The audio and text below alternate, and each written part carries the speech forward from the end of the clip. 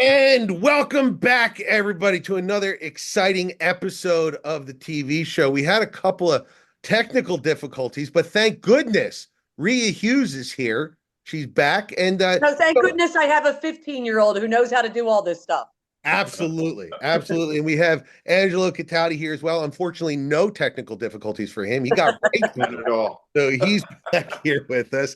And let's say something. I want to start by saying something my wife has never said to me, which is, why don't we start with sex?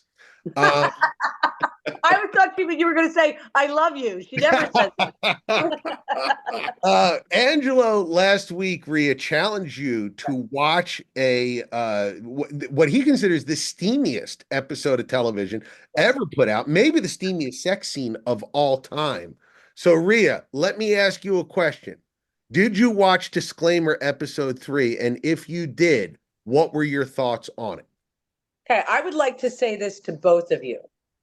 I don't like either of you at this moment because I can't believe, I watched the beginning of episode 3 and I couldn't watch anymore because I don't know where the sex scene comes into that.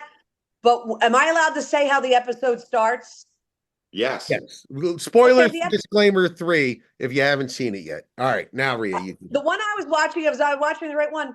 This older couple's, cooking out in the backyard, and the police knock on their door and tell them their teenage son is dead. And at that point, I couldn't grab the remote fast enough. I'm going, this is the show they wanted me to.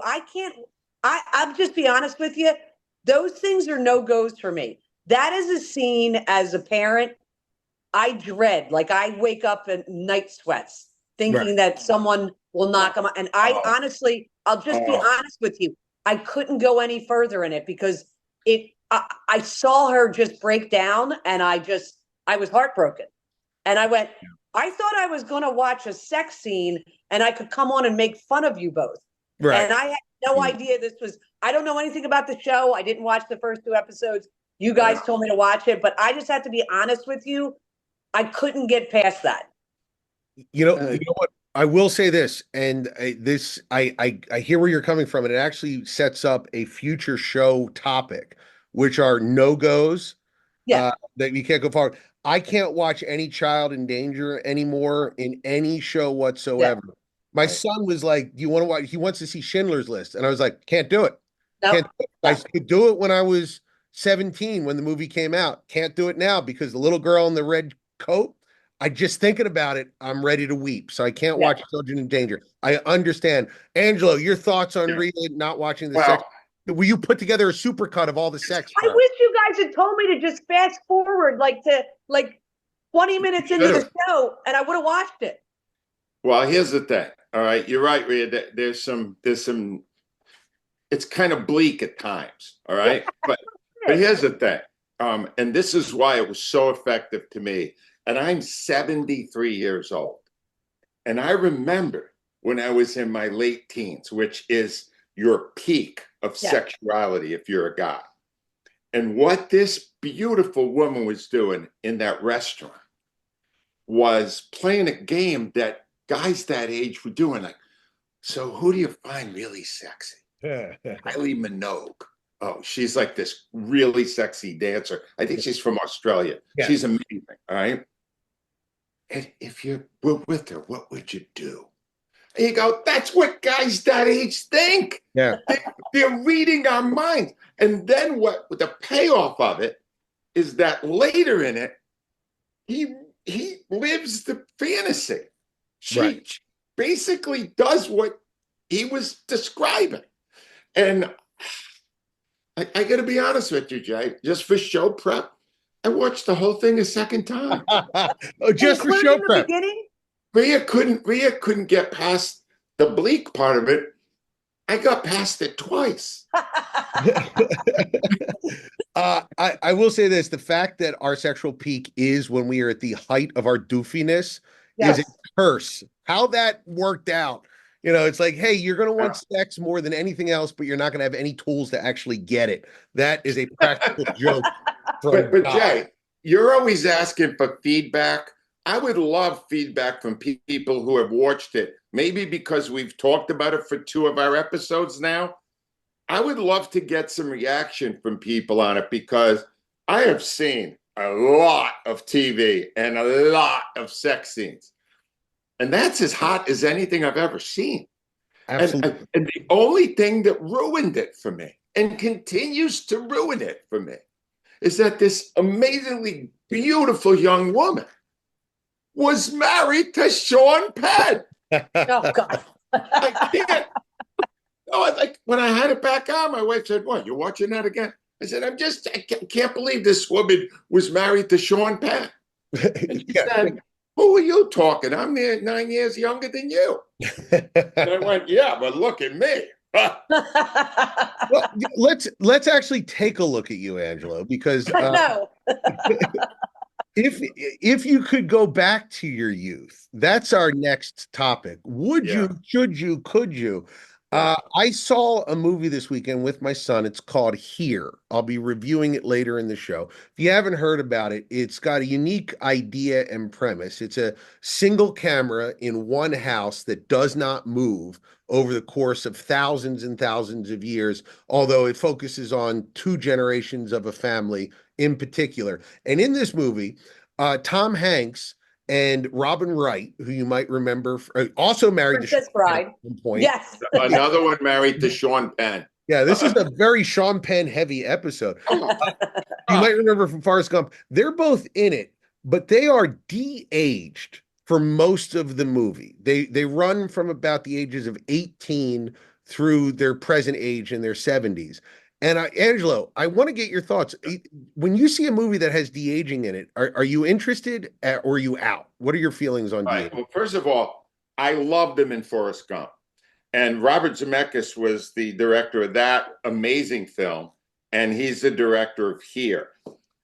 I don't think I can even, I don't even think when it becomes available on streaming, will I want to watch it because I will be too occupied with looking at the de-aging process to see if Tom Hanks at 70 can act the way you would if you were 18.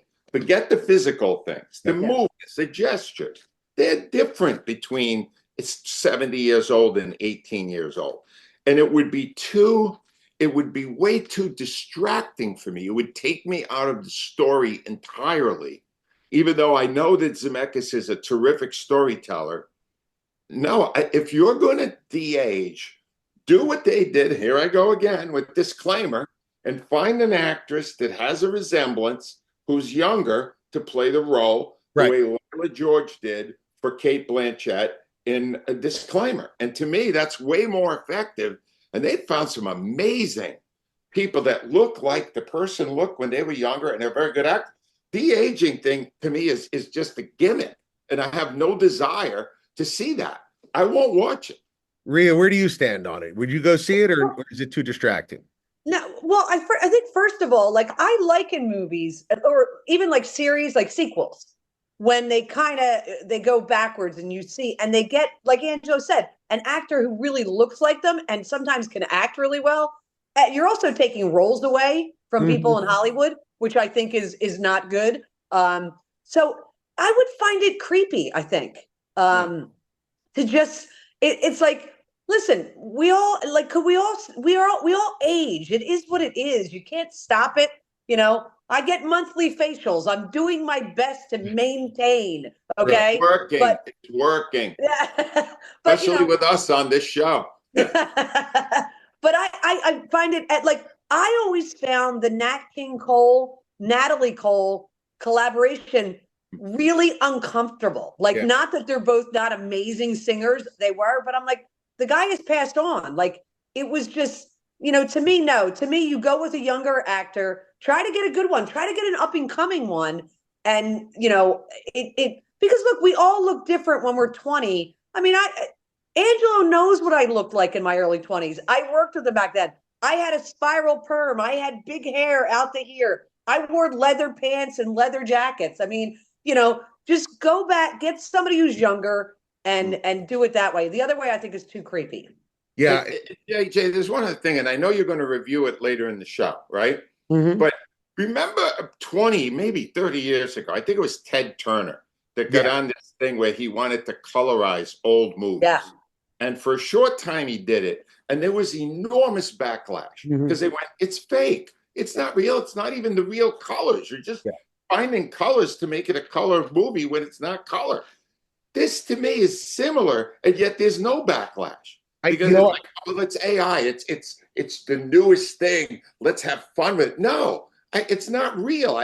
Tom Hanks. I actually think less of him that he got involved in a project that he played an 18-year-old. Right. Oh, come on, Tom. You're 70. Jay, what's to stop them from using this AI stuff like after some of these amazing actors pass on?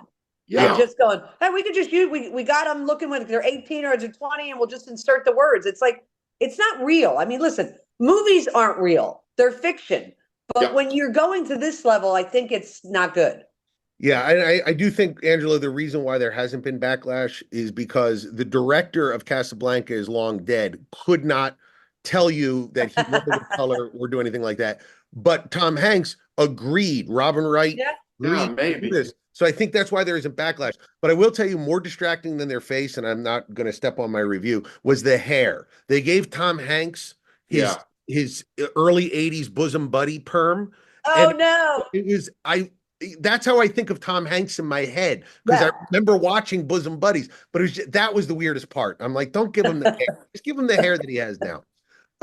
Rhea, you are more tuned into what's going on in sports right now than either of us. So I want to get your take on these amazing ratings for the Major League Baseball. The World Series, it was only 5 games, but they averaged across all platforms 16 million viewers, which we haven't seen in a decade. This is like, so I guess the major question I have is baseball back, or is it just two giant markets that are influencing the ratings here? Well, it's a couple of things. It's two giant markets. You got markets of 19 million and 15 million. You have the Japan market. It's Shohei Ohtani. You have we say this all the time. Superstars in any business, be it movies or sports, drive ratings. Aaron Judge is a pretty, although he's pretty bad in the series, Shohei Ohtani is just a can you imagine if he was able to pitch, how amazing that would be? What I was intrigued by, because Angelo and I talked about this for many years on the radio, is that baseball was going to, old out just because young kids weren't watching it anymore. The numbers, what they're most blown away by is the 93% increase between 18 and 34-year-olds. That's remarkable. That's like a good sign for baseball. Social media exploded. I mean, that went up like 90%. So I'm intrigued by the 18 to 34, but Shohei Ohtani, now it's amazing how he skated on the whole gambling scandal, which, you'll never tell me that he kind of didn't know what was going on. I don't really ever buy that. But he's a likable guy. People like him, and he's a talent unlike you've ever seen. But, we just can't, go away from the fact it's New York and LA. I mean, it's the two biggest markets in the country. Angelo, do you think that gambling or, the fact that it's available everywhere now on like different platforms helps, or do you think it's what Rhea says? Gambling has to be a component, although baseball is not a great sport to gamble in. Football is much better, I think. But I'm glad you went to Rhea with this, because I am out of the loop on young people running back to baseball. Here's what I saw, all right? And I used to be a big Yankee fan. I saw awful baseball. The Yankees played an awful. If you were actually a baseball purist, you would have been offended by how lousy both teams played the game, but especially the Yankees. And the other thing is, my God, they got 16 million people listening to John Smoltz. John Smoltz has to be, other than Chris Collinsworth, the most boring analyst in the history of televised sports.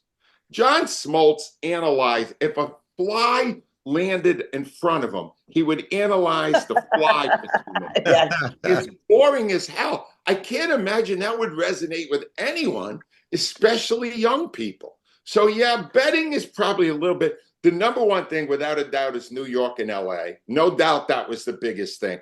And star power is a big thing. But I don't see it as a new trend. I think if other markets are in the World Series next year, it'll go back to where it was. One other thing they got better with, I think, Angelo, is scheduling. The way they schedule this. There were not long breaks. And game 4, the Tuesday night game, did not go up against the NFL. It went up against early regular season NBA and NHL and reality TV, which nobody cared. Reality you can tape. So I think they got smarter about their scheduling. Yeah. One last thing, Rhea, before I get off the subject here, what about the pitch clock? Do you think that matters at all for speeding up the game? Or I will say this: I was not in favor of the pitch clock. It was a good idea. It was. I was wrong on that. I thought that it would cause problems, but the games were quicker. So I think it definitely helped. But I also think, Angelo, in terms of young people love analytics. They really do. And analytics plays way more in baseball than it does in any other sport. I think it ruins it.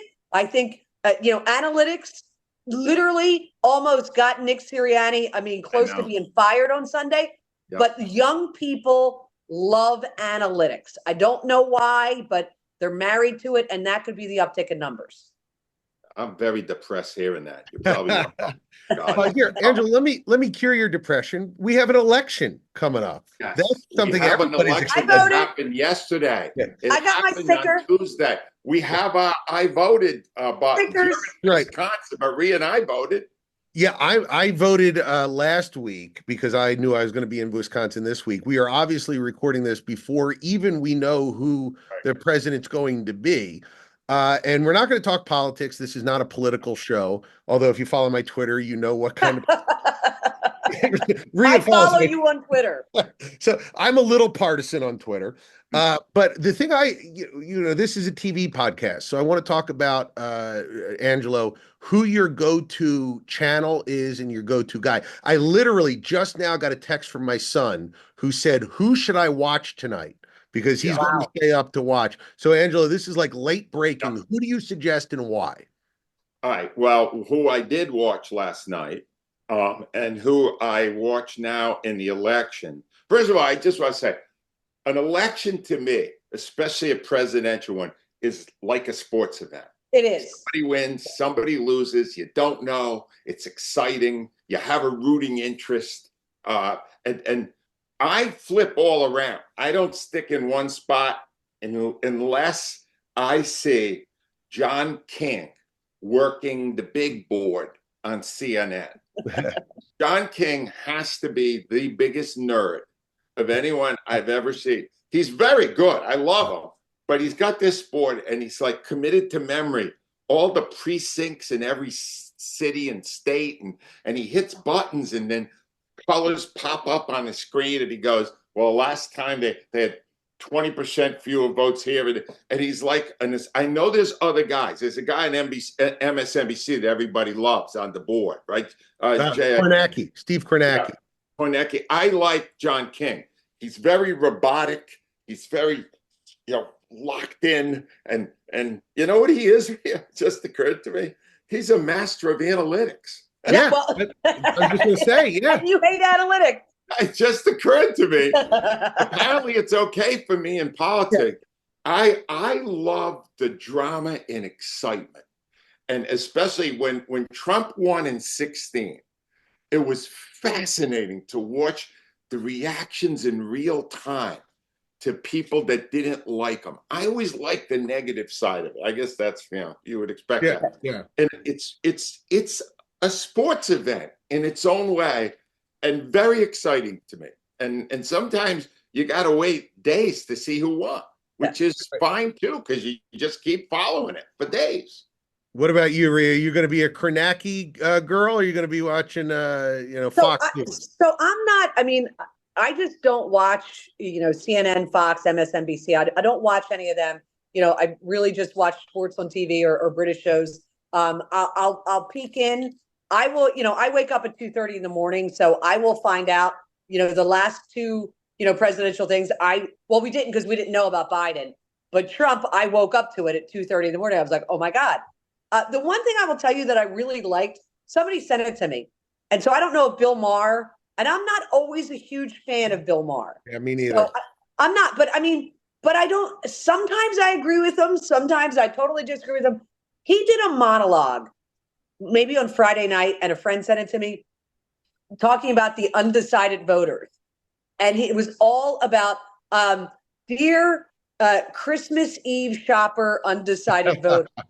And it was, I don't know who his writers are, if he writes it all. It was, now he's, he's very anti-Trump. So I just want to make that clear. But I'm just saying, it was a brilliant monologue but it was about the undecided voter. And that amused me. But so I don't really have a go-to one. I'll peek in on Twitter probably tonight, but I'm not like you and Angelo. I will not be married to CNN or Fox. It's not my thing. So I will say this, I'm a Kornacki guy, but if Kamala starts winning, I will switch to Fox, just the same reason that Angelo does, just so that I can watch it melt down. Angelo, when you were covering the NFL, did you always want the loser locker room? It's always a better story, Rhea. Yes. Always a better story. I'm just saying that. And just so you know, we are actually recording this on the day of the election. So there may be a little past tense, but it's, I could tell you that you probably really enjoyed it because no one knew who would win. And maybe as you listen to this, you still don't know who wins. Yeah. My only complaint, and I just want to reiterate this, Jay, my only complaint in the whole political season is I feel like there should have been more political ads. Oh, yeah. Yeah. There weren't enough of those. And I would have liked, like it was harder to decide because I only had literally 4 hours a day of political ads to judge it with. And can I give you just the best tweet I saw after the Eagles game on Sunday? Was somebody saying, I would rather watch more political ads than Nick Sirianni manage a game or manage fourth down but I thought it was brilliant. I love it because that man, he's lucky I'm not on the air anymore. That's all I could say. All I would like to say is that I want more text messages from Kamala. That would be nice. I get 40. Yeah, you need more, right? Yeah, I get 40 a day. I'm going to feel lonely after this. Every time they ask you for money, that's feeding more commercials. That's right. Yeah. So, understanding that, I backed off a little. Well, I'll tell you one thing we never back off from, and one thing that we could never get enough ads from is our sponsor, Steven Singer Jewelers. Angelo, you know about this guy. Tell me about Steven Singer. More than once, I said to Steven, I realize you are the king of jewelry. I realize you're the best jeweler I've ever met, the best jeweler in Philadelphia, the best jeweler in America. We need you to run for office. I wanted him to run for mayor or governor or, frankly, president, because here's the thing. This is what we look for in political people. Some you don't get. Honesty. He gives you honest information, even if it means maybe you're going to end up not buying it. Like he'll go, but he'll give you like the grade of a diamond. And you go, well, I was hoping for a higher grade. Well, that's the grade of the diamond you're looking at right now. And that's what it's going to cost. And a lot of other guys, especially in jewelry, they'll fudge it. They don't care. Steven has built his business on a foundation of honesty in a business that doesn't have much of it. And I don't think there's more of a testimonial you can give to a jeweler than that. He's amazing at being fair and honest with his customers. What I always loved about Steven, and we didn't get this through a lot of the ads we've been watching over the past several months, what Steven always said to us, Angelo, is, I'm in the love business. Yeah. And that's what he truly believes in. And you will feel it when you go there and you'll love it. Absolutely. He's great. You can go to the other corner of 8th and Walnut, or you can go to IHateStevenSinger.com. If you want, just scroll through the little podcast description, send us a text message, and while you're there, get yourself a Super Bowl ring. Why not? Order one. You walk around, he'll make you one. All right, Rhea, what do you got for us this week on our British and teen segment? So I got a really fun one. This is called The Marlowe Murders. It's on PBS. So if you have a PBS subscription, there's not a lot of stuff on PBS. I mean, wait, there's tons of stuff on PBS, but a lot of it is international and it requires subtitles. Right. So it's very rare that I'm able to get actually an English show on it. So The Marlowe Murders is, it's filmed actually in the town of Marlow, which is located on the River Thames. Absolutely stunning. If you want to know what a beautiful, quaint British village looks like, do this. So it's an archaeologist, Judith, a dog walker, Suze. She's on Doctor Who, so people who are fans of Doctor Who, you'll recognize her. And the vicar's wife, Bex. There's 2 murders in the town of Marlow. This is what the British like to refer to as a cozy murder, where it's kind of, it's not as harsh as some. But I found it a step above. I found the acting tremendous. Judith, who's the archaeologist, she's a tough cookie, likes to swim in the she literally, her home is on the River Thames. And every morning when it's nice out, she swims completely naked. And I would say the woman's around 70 years old. Love her. And I want to live in her home. Yeah.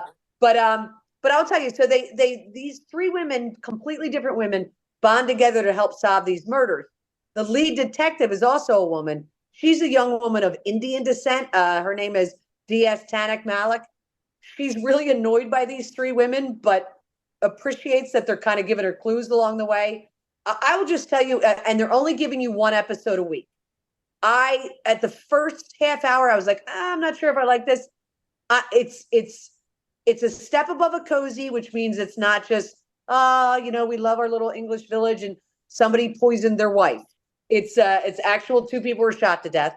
I'm really enjoying it. I'm looking forward to it every week. It's called the Marlowe Murder Club, and it's on PBS, which is not something I recommend a lot on PBS. So it's really good. Absolutely. And I just want to get back to the term cozy murder, because I feel like when I finally go, that's going to be how my wife will do it. She'll get me some tea, put a pillow in my face, and then I'm done. Yes. It'll be done quite cozy.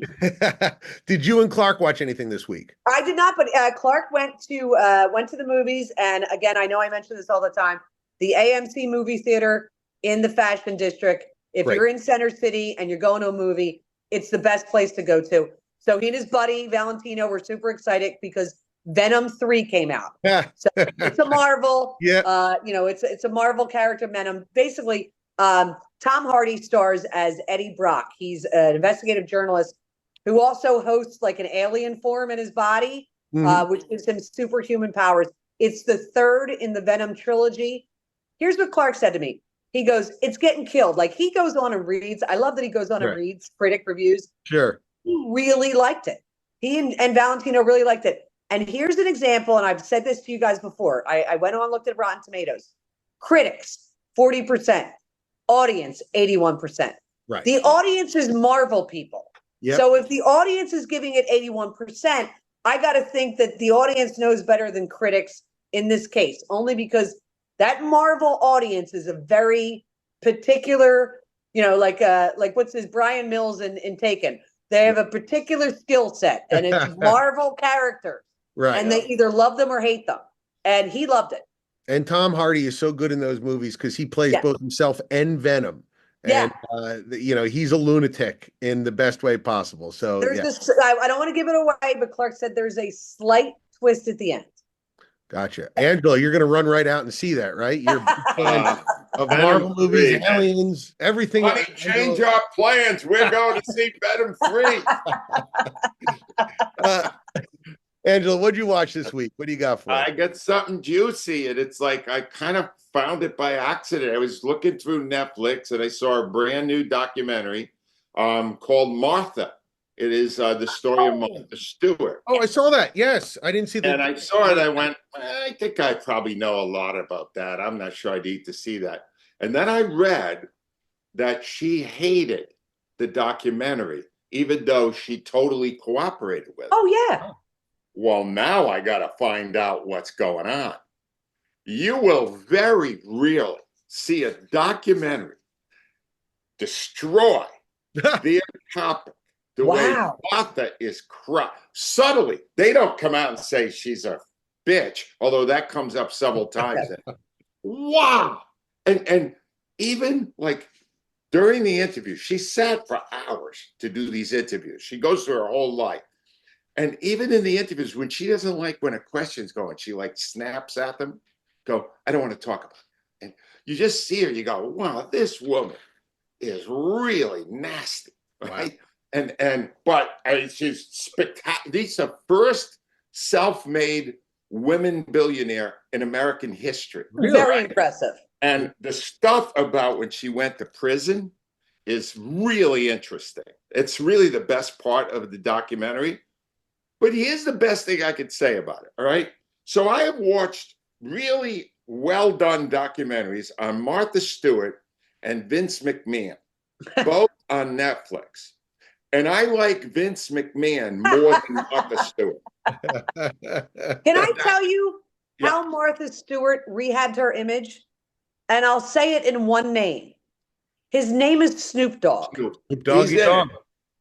Rhea, there's a great line in it where Snoop is on stage with Martha Stewart and two or three other rappers. And the host goes, how crazy is this?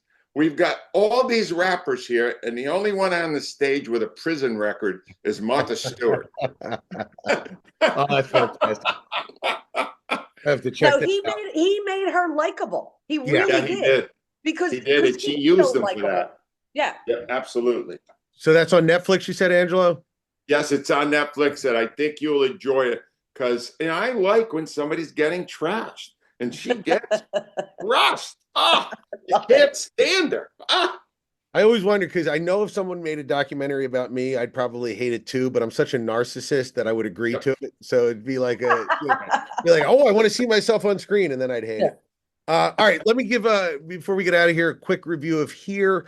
The entire movie is going to rest or fall on whether or not you're okay with this gimmick, which is an unmoving camera stuck in the corner of a living room, and it flashes back to like prehistoric times when the Native Americans were there. There's dinosaurs at one point. You see the meteorite strike, and it flashes from when the house is built through revolutionary times. It's, across the street from Ben Franklin's son. So Ben Franklin shows up in this thing. I think it's near or in Philadelphia, which is interesting.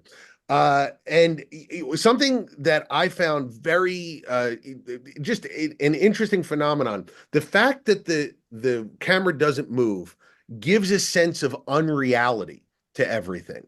And you would think it'd be the opposite, that it would be like a fly on the wall. But it isn't. It makes you feel the fact that they're acting much more than if it was a regular cut, because it feels all of a sudden you're not watching the characters, you're watching Tom Hanks and Robin Wright and all the other people that are in it. It feels very much like a play, and I got to be honest, not a great play. Like a high school play where they didn't quite do enough rehearsing. All that said, Robert Zemeckis is a great filmmaker, so he's able to make it work more than it probably should. But it's going to say whether or not it succeeds is whether or not you can deal with the gimmick, and ultimately it didn't work for me. So it's I'm going to say 2.5 stars out of 5. Breaking news! Jay didn't like something. Yeah, well, Rhea, I can't believe it. But he still went the extra half star. I gave it an extra half star, Angelo, because I did cry at the end. So crying, and I got to say, I'm kind of a tear slut. I'll cry at anything. But it did move me emotionally. But ultimately, I don't think we're going to see a lot of these. Although, if they do a sequel, it should be called There, and if they do a second sequel, it should be End Everywhere. And then it would be Here, There, and Everywhere. Great. And that's my idea. All right, Angelo, what did we talk about this week? What did we do? All right, well, we got 3 really strong recommendations. The Marlowe Murder Club on PBS, and it's also available on Hulu if you want to see it there. Rhea's given that a very high recommendation. Venom 3 by Clark Cohn. He's loving it in theaters. And I'm telling you, you got to check out the documentary Martha on Netflix. And if you really want to have fun, compare it to the Vince McMahon documentary, which is several parts, because you will find out that one of the most hated men in the world, Vince McMahon, is more likable than Martha Stewart. It's kind of a fun thing to do. Here, if you want to see de-aging process, go see that. And once again, we're asking you, disclaimer, check it out. It is still running. They're only giving you this one more episode to drop. It's 6 in so far. It's fantastic. And episode 3 of Disclaimer is like nothing you have ever seen on television. And even though it made Rhea sick, you should check it out if you were once a youthful, horny guy. I think we've all been there one way or the other. Except for me. Except for Rhea, yeah. Although she's had to deal with youthful, horny guys. They're not fun, right, Rhea?